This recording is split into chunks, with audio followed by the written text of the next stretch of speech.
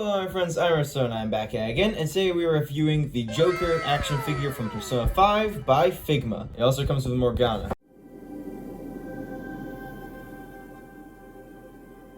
We spin this around, we have a bunch of cool action shots, we have a couple of different hands, some weapons, a bunch of cool stuff, and even a stand to help display them. Now let's get this open. Rip off the roof, grab him by his neck, there we go.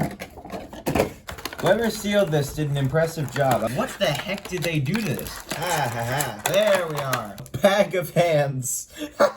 Okay, so we've gotten them out of the box. I'm going to show you all the little extra bits and bobs, and then I'll show you our two main characters. So Joker comes with two face switch outs. His current expression is more like indifference. Then we have a slightly irked expression. This is really freaking me out, these doll faces, honestly. They're kind of creepy. And then you have one where he is smiling. Probably my favorite feature about this guy is the fact that you can swap out the face and the hair. And when you do it, first you rip out the hair, which already looks bizarre based off of how flat and just jagged that is. And then, as soon as you rip off the face, then it becomes a monstrosity. It's literally just a ball joint and a key. And honestly, this is the stuff of nightmares. Seeing a human being walking around with this as their head is horrifying.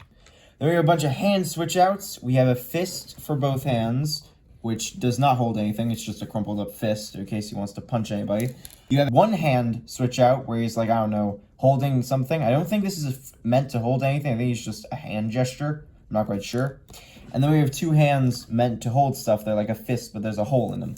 What he can hold is a nice little silver gun, a nice little pistol, and his very notorious dagger. He also comes with a masked portrait. Currently, he's just got his hair on, but this portrait comes with the mask, which I think is how I'm going to display him. Here we have Morgana. She looks really, really cool. I love how they give her her own little stand so that she can stand up, and I think she fits really well with the Joker just by, like, poses right now. Last but not least, we have the star of the show himself, Joker. He's wearing basically all black, his trench coat, his button-up jacket, you know, all the gold buttons, his red gloves. His face looks like that of a doll, which is kind of interesting. He's got some nice ruffled up Harry Potter hair.